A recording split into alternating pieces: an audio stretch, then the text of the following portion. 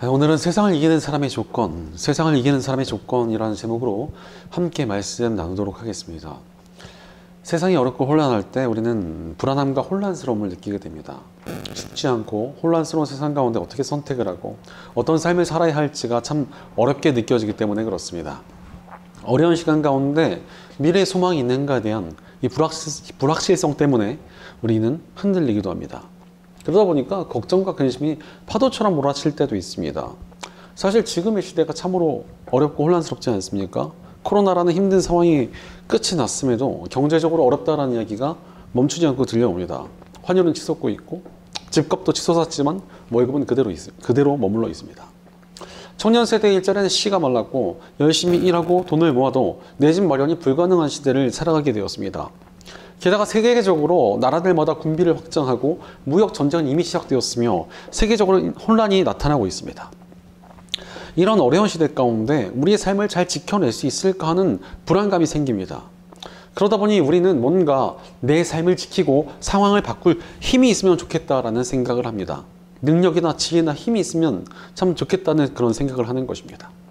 그래서 그러한 힘과 능력을 구하고 찾기도 합니다. 인맥을 갖춰보기도 하고 투자에 대해서 알아보기도 하며 더 나은 자리와 스펙을 갖춰보려고 몸부림치며 애써봅니다. 하지만 세상에 있는 다른 사람들도 다들 힘과 능력을 추구하고 있다 보니까 그 가운데 내가 갖춘 것들은 참 별 볼 일 없어 보이기도 하고 겨우 이 정도로 괜찮나 싶은 불안감도 싹 틉니다. 그러니 불안하고 초조해져서 뭔가를 더 갖추고 싶어 하지만 남들보다 탁월한 무엇인가를 갖추기가 참 쉽지 않습니다. 그러다 보니까 우리 마음이 여전히 불안해지고 두려워지고 근심에 쌓이게 되는 것입니다. 아마 오늘 본문의 주인공인 히스기야도 이러한 불안감에 휩싸였을 것입니다. 먼저 오늘 본문 1절을 보면 이스라엘의 엘라 왕의 아들 호세야 제3년에 아하스의 아들 히스기야가 유다 왕이 되었다라고 말씀하고 계십니다.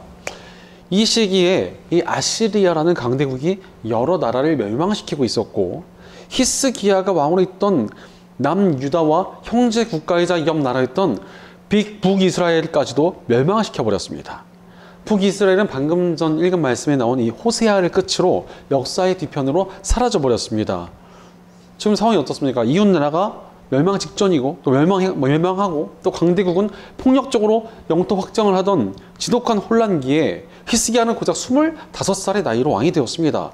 너무나 정세가 어려운 시기에 이 사회의 초년생밖에 안 되는 나이에 히스기야가 왕이 되었으니 얼마나 불안하고 두렵고 막막했겠습니까? 그러니 히스기야는 처음엔 불안한 마음에 세상을 의지했습니다. 강력한 아시리아 제국을 달리기 위해서 많은 재물을 곡물로 보냈습니다.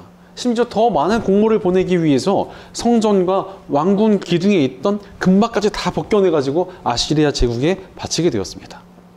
세상을 철저히 의지했던 것입니다. 그러나 이렇게 세상을 의지한 것이 히스기야의 삶을 더 낫게 만들어주지 않았습니다. 오히려 아시리아 제국은 곡물을 바친 히스기야와 유다 왕국을 만만하게 보고는 더욱더 그들을 괴롭혔고 아예 그들을 삼켜버리려고 쳐들어왔습니다. 그렇다면 히스기야는 이러한 강력한 위기를 어떻게 극복해냈습니까? 바로 히스기야는 믿음으로 어려운 시기를 극복해냈습니다. 세상을 의지하는 대신 하나님을 의지하는 믿음으로 위기를 이겨냈던 것입니다. 그리고 그렇게 하나님을 향한 믿음이 히스기야와 그의 왕국을 살리는 능력이 되었습니다. 하나님을 믿는 믿음으로 그들은 세상을 이기는 역사를 맛보았던 것입니다. 히스기야는 하나님을 의지함으로 세상을 이긴 사람이 되었습니다. 사실 하나님을 믿는 우리도 이렇게 승리하는 삶을 바라지 않습니까? 우리도 하나님의 능력으로 세상을 이기는 그 승리를 맛보기 원합니다.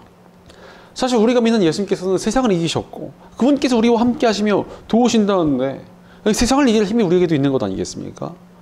그렇다면 우리가 어떻게 그런 힘을 누릴 수 있겠습니까? 다시 히스기야에게로 돌아가 보면 그는 철저히 믿음으로 하나님을 붙들었습니다. 처음에는 세상을 의지했으나 하나님께 돌아와 하나님을 철저히 의지하자 그는 믿음의 능력으로 승리를 거두는 하나님의 사람이 되었습니다. 자, 오늘 본문 3절을 보니까 그는 조상 다윗이 한 모든 것을 그대로 본받아 주님께서 보시기에 올바른 일을 하였다라고 말씀하십니다. 이스라엘 민족의 역사에서 모든 왕들의 기준은 항상 다윗이었습니다. 다윗은 하나님의 뜻을 따르며 순종했던 사람이었기 때문입니다. 즉 다윗의 길로 갔다는 것은 히스기야가 단순히 하나님을 믿는 정도를 넘어서 철저히 하나님의 뜻을 따르며 순종하는 마음으로 살았다는 것입니다. 바로 히스기야는 철저히 하나님께 다스림받는 인생을 살았습니다. 그러니 하나님께서 그의 삶을 도와주시고 복되게 하시며 세상을 이기는 승리를 주셨습니다. 우리도 하나님의 능력으로 세상을 이기는 삶을 살아가고 싶다면 하나님께 다스림받는 인생을 살아야 합니다. 그래야 하나님의 능력으로 세상을 이기는 승리를 거둘 수 있습니다. 바로 우리는 하나님의 통치 아래 살아가야 합니다. 세상의 뜻이 아니라 하나님의 뜻을 따르며 세상의 것들을 의지하는 대신 하나님을 신뢰하며 하나님께 순종하는 삶을 살아가야 한다는 것입니다. 이렇게 하나님께 통치받는 삶에 얼마나 강력한 하나님의 능력이 나타나겠습니까? 하나님의 통치를 받으며 살아가는 사람은 그야말로 하나님의 소유권이 나타나는 삶이 됩니다. 예를 들어서 강대국이 지배하고 있는 영토는 감히 건드릴 수 있는 나라가 없습니다. 비슷한 수준의 강대국이 아니고서야 감히 그 땅을 건들 수가 없습니다. 외따로 떨어져 있는 섬이라고 할지라도 강대국이 지배하는 영토다라고 하면은 약소국은 범접할 수가 없습니다. 함부로 공격하거나 침범했다가 그 강대국이나 전면전이라도 벌어지면 감당할 수가 없기 때문에 그렇습니다. 그런데 하나님의 통치가 나타나는 삶이 이와 같습니다. 하나님께서 다스리고 계시는데 감히 세상이 그걸 어찌하겠습니까? 하나님께서 이미 세상을 이기셨고 온 세상이 하나님의 발 아래에 있는데 그분의 통치를 직접 받고 있는 우리를 감히 이 세상이 어떻게 할 수가 없습니다. 그러니 세상을 이기는 삶의 조건은 단 한 가지입니다. 하나님께 다스림을 받는 것입니다. 바로 우리는 하나님의 통치 아래 살아가야 합니다. 그럼에도 불구하고 우리가 하나님의 뜻대로 살아가지 못할 때가 참 많습니다. 세상의 것들을 얻으려고 세상을 휘둘리고 세상의 판단으로 인정받고 싶어서 세상을 쫓기도 하고 세상을 의지하느라 세상에 무릎 꿇기도 합니다. 이는 사실 하나님께서 다스리셔야 할 우리 삶을 세상에게 내어준 것입니다. 그러니 하나님께 다스림을 받지 못하고 세상의 통치권을 빼앗긴 채 살아가게 되는 것입니다. 그런 삶이 어떻게 하나님을 이길 수 있겠습니까? 그런 삶이 어찌 세상을 이길 수 있겠습니까? 세상에게 지배를 받으며 세상에게 휘둘리는 사람은 절대로 세상을 이길 수가 없습니다. 실제로 전쟁이란 게 터졌을 때 전술, 전략, 작전들 이런 거 쓰지 않습니까?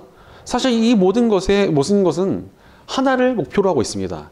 나의 계획에 상대를 휘말리게 만드는 것입니다. 그래서 나에게 휘말린 적들을 무찌르는 것이 이 전쟁의 전술이자 전략이라는 것입니다. 따라서 이미 세상에 휘둘리고 있는 사람은 세상의 전략에 말려든 것입니다. 이런 사람이 세상을 이긴다는 것은 말이 되지 않습니다. 실제로 히스기야가 아시리아를 두려워하며 성전과 왕궁 벽에 있는 금까지 다 긁어내가지고 조공으로 보내면서 아시리아 제국에게 주도권을 내주었습니다. 그러자 어찌 됐습니까? 더 크게 휘둘리기 시작합니다. 대규모로 침공해온 아시리아에게 아예 나라까지 빼앗길 지경이 됐습니다. 세상을 쫓고 세상에게 휘둘리는 사람들의 결과가 이러합니다. 세상을 이겨내기는커녕 세상에게 지배당하고 우리의 삶을 빼앗기게 됩니다. 그러므로 우리는 하나님의 통치 아래 살아가야 합니다. 세상이 아니라 하나님께 다스림을 받아야 된다는 것입니다. 그것이 우리로 하여금 세상을 이기는 승리로 향할 수 있게 만듭니다. 실제로 오늘 본문 7절을 보니까 어디를 가든지 주님께서 그와 같이 계심으로 그는 늘 성공하였다. 그는 아시리아 왕에게 반기를 들고 그를 섬기지 않았다라고 말씀하십니다. 히스기야가 오직 하나님의 뜻을 따르고 하나님께 순종하며 하나님께만 다스림받는 인생을 살아가니 어찌 되었습니까? 고대 근동의 수많은 나라와 민족이 이 강대국 아시리아에게 굴복하고 멸망당했지만 하나님께 통치를 받는 히스기야는 세상의 세력인 아시리아에게 무릎 꿇지 않도록 지켜주셨습니다. 게다가 오히려 히스기야가 아시리아를 이기는 승리까지 거두게 하셨습니다. 하나님께서는 하나님께 통치받는 일을 감히 다른 자들에게 넘겨주지 않으십니다. 하나님이 소유가 된 곳을 왜 하나님께서 잃고자 하시겠습니까? 그러니 하나님께 통치받는 인생에 승리가 있고 하나님의 능력이 나타나는 것입니다. 따라서 우리는 오직 하나님의 통치 아래 살아가야 합니다. 실제로 세상이 아니라 하나님께만 다스림 받는 것이 우리 믿음이며 크리스천다운 삶이고 하나님께서 도우시는 능력 있는 인생이 되지 않겠습니까? 이 사실을 십자가의 복음이 증명합니다. 성경은 세상을 쫓고 따르던 우리의 삶을 죄인이라고 규정합니다. 왜냐하면 우리 존재는 원래 하나님의 통치를 받으며 살도록 지어졌기 때문입니다.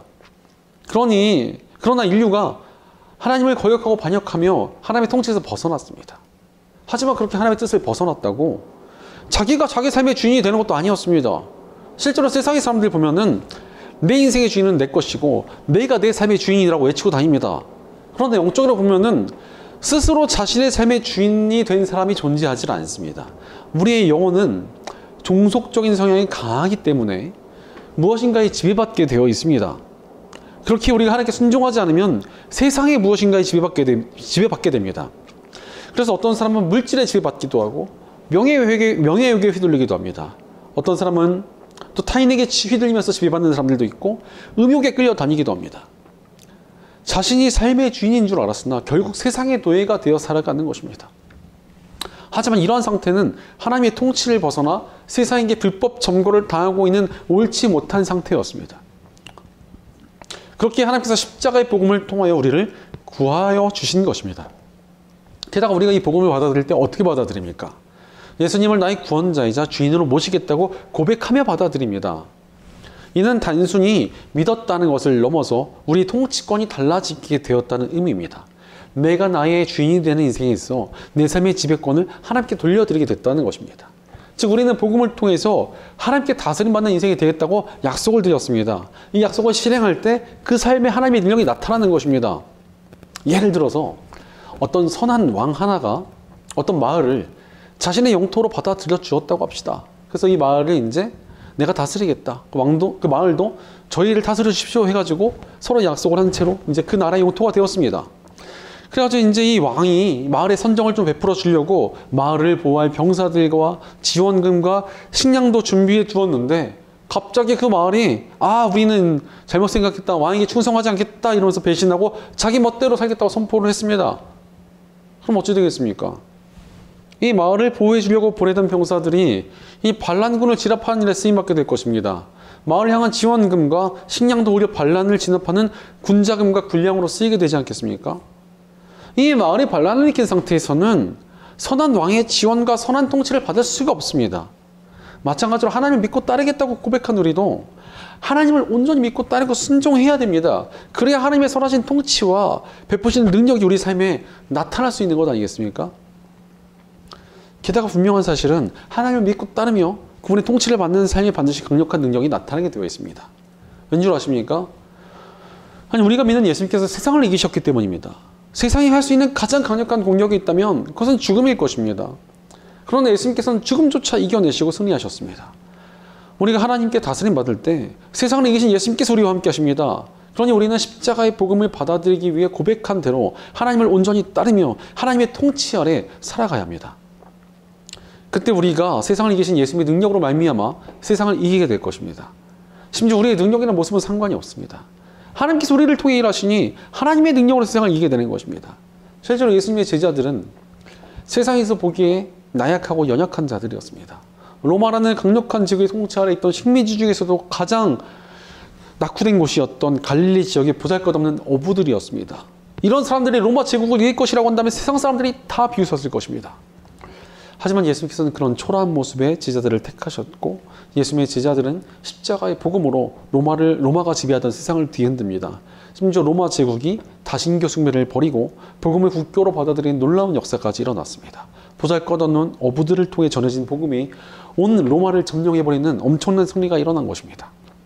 지금도 하나님의 능력은 멈추지 않습니다. 하나님을 신뢰하며 하나님만 의지함으로 하나님께 다스림받는 믿음의 사람들을 통해 하나님의 역사는 나타날 것이고 하나님의 승리는 이어져 갈 것입니다. 그러므로 우리는 흔들리지 말고 하나님의 통치 아래 살아가야 합니다. 그때 우리가 세상을 이기고 승리하는 인생이 될 것입니다. 그렇다면 우리가 구체적으로 어떻게 하나님께 다스림받는 인생을 살아갈 수 있겠습니까? 세 가지의 질문으로 삶을 점검하며 하나님의 통치 아래 살아가야 합니다. 첫째로 누구에게 영향을 받는가로 삶을 점검하며 하나님의 통치 아래 살아가야 합니다. 인간이란 말이 무슨 뜻입니까? 사람과 사람 사이를 뜻합니다. 바로 사람은 누군가에게 영향을 받으며 살아가는 사회적 존재라는 것입니다. 우리는 살아가면서 누군가의 영향을 받을 수밖에 없습니다. 그러니 누구에게 영향을 받고 살아가는지를 점검하는 것은 너무나도 중요한 일입니다. 실제로 주변에 있는 사람이나 어떤 유명한 사람에게 영향을 받았는데 그게 잘못된 방향으로 가는 때가 종종 있습니다. 예전에 가르치던 학생 중에 하나가 학원 선생님을 너무너무 좋아하게 되었습니다.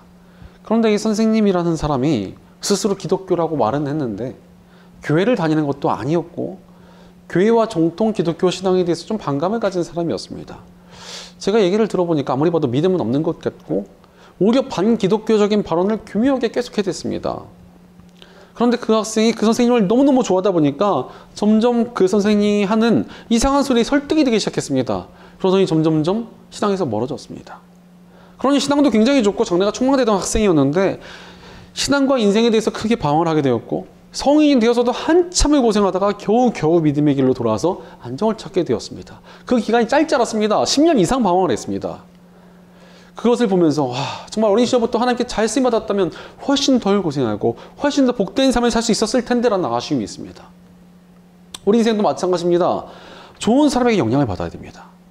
오늘 본문 2절을 보니까 히스기야의 어머니에 대한 이야기가 나옵니다. 히스기야의 어머니는 스가랴의 딸 아비였다라고 나오고 있는데, 이 아비라는 이름은 여호와는 나의 아버지시다라는 신앙이 담긴 이름이었습니다. 게다가 아비의 아버지이자 히스기야의 외할아버지였던 스가랴는 이사야서에 나오는 진실한 말씀의 증인, 즉 하나님의 말씀을 온전히 전하던 선지자였던 것으로 보입니다. 반면 히스기야의 아버지는 누구입니까? 이스라엘 민족의 왕들 중에서도 가장 악하고 하나님께 불순종을 했으며 우상숭배를 적극적으로 들여온 악독한 왕 아하스였습니다. 악독한 아버지와 믿음의 어머니 사이에서 자란 것이 히스기야였습니다. 여기서 누구에게 영향을 받느냐? 이것이 바로 사람의 인생을 바꾸는 것입니다. 그러나 히스기야는 악한 아버지 대신에 온전한 믿음을 지켰던 어머니에게 영향을 받았습니다. 바로 하나님의 사람에게 영향을 받으니까 히스기야 역시도 하나님께 통치받는 사람으로 세워질 수 있었고 하나님의 능력으로 세상을 이기는 사람이 되었습니다. 바로 우리도 하나님의 사람들에게 영향을 받으며 하나님의 통치 아래 살아가야 합니다. 그것이 우리를 살리는 길입니다. 실제로 저 역시 항상 믿고 있는 것이 바로 공동체의 힘입니다. 저 역시도 좋은 믿음의 공동체에서 영향을 받아 믿음을 얻고 성장해 있었습니다. 그래서 사역을 처음 시작할 때 공동체를 만드는데 애를 많이 썼습니다. 그곳에서 믿음을 얻고 마음의 상처가 회복이 되며 비전을 찾고 변화된 영혼들이 많았습니다. 바로 믿음의 공동체에서 하나님의 사람들에게 영향을 주고받을 때 변화의 역사가 있습니다. 그러므로 믿음의 사람들과 어울리고 믿음의 사람들이 하는 말을 쫓고 영향받으며 하나 되어 하나님의 통치 아래 살아가야 합니다. 그때 우리 삶이 하나님 안에서 온전히 세워지며 하나님의 능력으로 공동체와 함께 믿음의 승리를 거두고 누리게 되는 저 여러분 되시기를 축원합니다.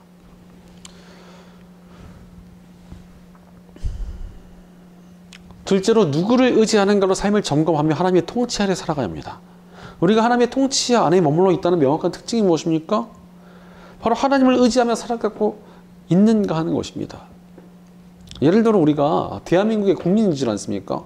그런데 만약 우리가 어떤 범죄에 피해를 입거나 하면 우리가 누구를 의지해야 됩니까? 대한민국의 국민이니까 정부의 통치를 받는 입장이니까 공권력에 의지해야 됩니다. 그런데 만약에 나는 공권력을 믿지 못하겠다 이러면서 어디 이상한 심부름센터 같은 데 의뢰해가지고 피해준 사람을 응징한다면 어떻게 되겠습니까? 그것은 불법이잖아요. 그러니까 나 역시도 범죄 가해자가 되어버린 일입니다. 마찬가지로 하나님의 통치 아래 살아간다면 우리는 하나님을 온전히 의지해야 됩니다. 오늘 본문 4절 전반부를 보니까 그는 산당을 헐어버렸고 돌기둥들을 부수었으며 아사의 목상을 찍어버렸다고 말씀하십니다. 이스라엘 민족은 하나님의 백성이라고 하면서도 산당에서 온갖 우상들을 섬겼습니다. 여러 우상들을 섬기면서 그 우상들을 통해서 더 많은 수확과 더 많은 복을 누릴 수 있을 것이라 착각했기 때문이었습니다. 실제로 옛날에 다신교 숭배가 왜 있었냐? 여러 신들을 섬기고 여러 신들에게 만족을 주면 그 신들이 다 복을 주어가지고 굉장히 풍성한 복된 삶을 살 수 있다고 여겼기 때문입니다. 하지만 우리가 믿는 하나님께서 어떠신 분이십니까? 오직 나만 믿고 따르라 라고 말씀하시는 유일하신 하나님이십니다. 그렇기 때문에 히스기야는 나라 안에 있는 모든 우상들을 다 때려 부수었습니다. 이어서 5절을 보니까 그는 주님이신 이스라엘의 하나님만을 신뢰했는데 유다 왕 가운데는 전에도 후에도 그만한 왕이 없었다라고 말씀하십니다. 히스기야가 다른 우상들을 의지하는 대신 오직 하나님만 의지했다는 것입니다. 그러니 하나님께서 이런 왕은 전에도 후에도 없었다라고 평가해 주십니다. 히스기야가 오직 하나님만 의지하니 너만한 사람이 없다라고 인정해 주신 것입니다. 그러니 다른 왕들은 경험하지 못했던 엄청난 역사가 일어났습니다. 최강대국이었던 아시리아가 18만 5천이라는 대규모 군대를 이끌고 여러 나라를 멸망시킨 후 유다까지 쳐들어왔으나 하나님께서 그들을 하룻밤 만에 전멸시켜 주셨습니다. 게다가 불치병에 걸렸던 히스기야를 치유해 주시고 수명을 늘려주셨으며 그 증거를 보여주시기 위해 태양을 뒤로 물러나게 하시는 기적까지 보여주셨습니다. 진짜 이스라엘과 유다 왕국의 모든 왕들 중에서 이렇게 많은 기적을 경험한 사람이 히스기야밖에 없습니다. 왜? 히스기야가 그만큼 하나님을 신뢰했기 때문입니다. 하나님을 신뢰한 만큼 하나님의 능력이 강력하기만 합니다. 우리 삶도 마찬가지입니다. 우리가 하나님의 능력을 받고 싶고 하나님의 승리를 보고 싶습니까? 그러면은 내가 정말 하나님만 의지한다, 하나님만 신뢰한다는 것을 보여드려야 되지 않습니까? 정말 너만한 사람이 없다라고 하실 정도로 우리가 하나님을 신뢰할 때 하나님의 능력이 임하는 것입니다. 하나님을 신뢰한 만큼 우리 삶에 하나님의 통치가 나타나기 때문입니다. 그리고 하나님의 통치가 나타나는 곳이 바로 하나님의 능력이 가장 강력히 임하는 자리입니다. 그러니 우리가 무엇을 의지해야 되겠습니까? 세상이 아닌 오직 하나님만 의지하며 하나님의 통치 아래 살아가야 합니다. 하나님만 의지함으로 우리 삶에 온전한 하나님의 다스림이 나타나고 하나님의 능력이 막힘없이 임하여 믿음의 승리를 누리게 되는 저 여러분 되시기를 축원합니다.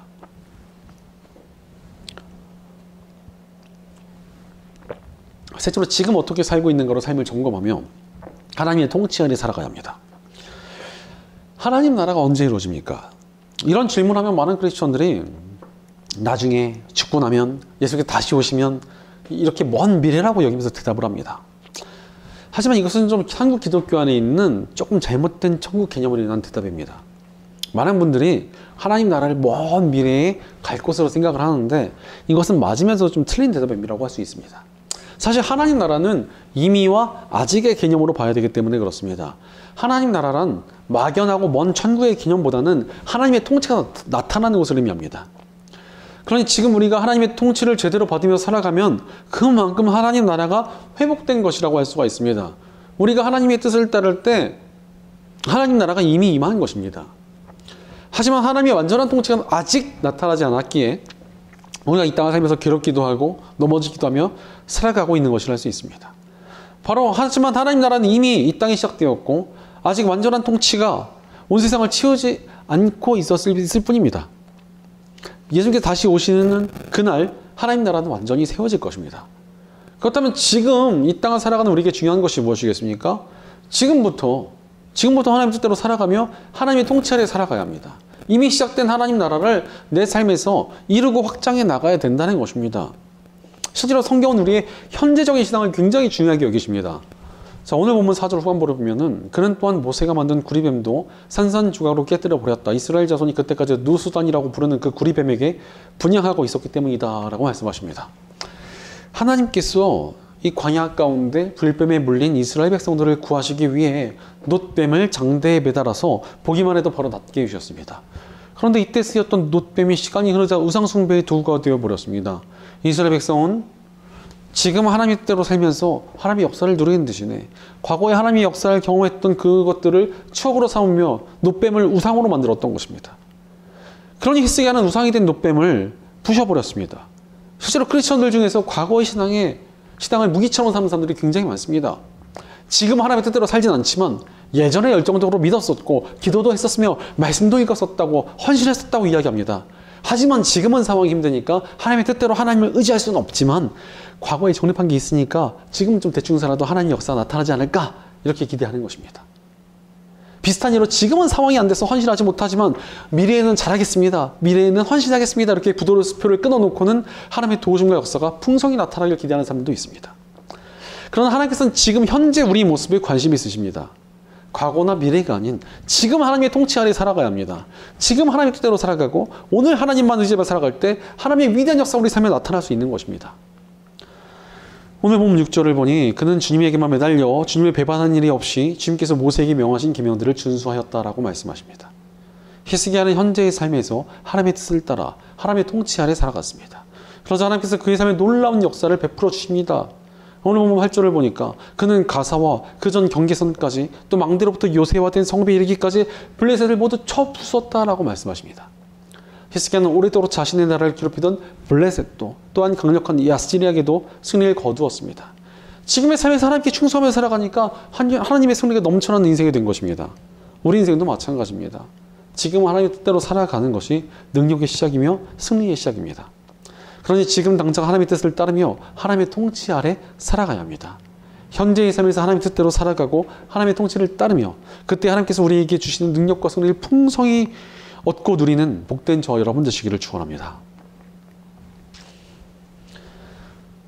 살아가는 여러분, 하나님의 통치 아래 살아가고 계십니까? 우리는 애초부터 하나님의 통치 아래 살아가도록 지어진 존재입니다. 세상의 지배를 받으며 휘둘려야 할 사람들이 아니라는 것입니다.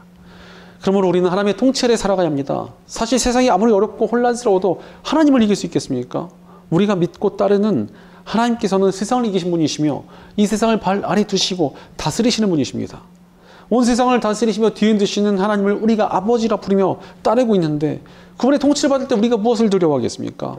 영성에 대한 글을 아주 많이 써서 크리스천들을 위로했던 신학자 A.W. 토저는 하나님의 주권보다 더 안전하고 더 편안하고 더 위로가 되는 교리는 없다라고 말했습니다. 하나님께서 세상을 다스리고 계신다고 그 하나님을 믿고 있다는 사실이 우리에게 용기를 주고 위안을 주고 평안을 주기 때문입니다. 하나님께서 온 땅을 다스리고 계시니 그분 뜻대로만 가면 복되고 승리한다는 사실이 얼마나 귀하며 위로가 됩니까? 무엇보다 세상이 아무리 어렵고 혼란스럽더라도 결국 하나님께서 승리하실 것입니다. 그러므로 우리는 하나님의 통치 아래 살아가야 합니다. 그때 우리가 승리하시는 하나님과 함께 세상을 이기는 능력을 누리게 될 것입니다. 그러므로 사랑하는 여러분, 누구의 영향을 받고 누구를 의지하며 살아가고 계십니까? 지금 어떻게 살고 계십니까? 하나님의 통치 아래 살아가야 합니다. 하나님의 백성들과 함께 하나님만 의지하여 하나님의 뜻을 따라 지금 오직 하나님께만 다스림 받으며 복되고 승리하는 인생을 사는 저 여러분 되시길 주의 이름으로 간절히 축원합니다. 기도하겠습니다. 우리를 하나님의 통치 가운데로 초대해 주시고 함께 승리케 하신 하나님 감사합니다. 하나님께서 우리를 하나님의 통치 가운데로 부르셔서 선하신 하나님의 다스림을 누리게 하셨는데도 헛되이 세상을 쫓으며 세상에 매달려 살지는 않았는지 우리 삶을 돌이켜봅니다. 그러나 이제 우리가 온전히 하나님의 통치를 따라 살아가기로 결단합니다. 다른 무엇이 아닌 오직 하나님만 의지하며 따르는 저희가 되게 하여 주옵소서. 세상의 헛된 사람들이 아닌 하나님의 사람들과 믿음의 공동체를 따라 함께 영향받으며 하나님의 통치를 누리는 지혜를 저에게 주시옵소서. 세상의 어떤 좋은 것보다 오직 하나님만 의지하고 따르는 저희가 되도록 붙잡아 주시옵소서. 과거 현실에 매여 있거나 미래 헛된 결단을 하는 것이 아닌 지금 우리 삶 속에서 하나님께 충성을 다하는 저희가 되게 하옵소서. 지금 내 삶 속에서 하나님께 충성하며 하나님의 복과 은혜와 승리를 풍성히 누리는 저희가 될 수 있도록 붙잡아 주시고 역사하여 주시옵소서. 우리 공동체 가운데 함께 해주셔서 저희가 함께 하나님의 통치를 누리고 서로에게 선한 영향을 주며 하나님 나라를 확장해 나가는 아름다운 공동체가 되게 하여 주시옵소서. 늘 우리와 함께 하시며 다스리시고 승리케 하시는 우리 주 예수님의 이름으로 기도드리옵나이다. 아멘.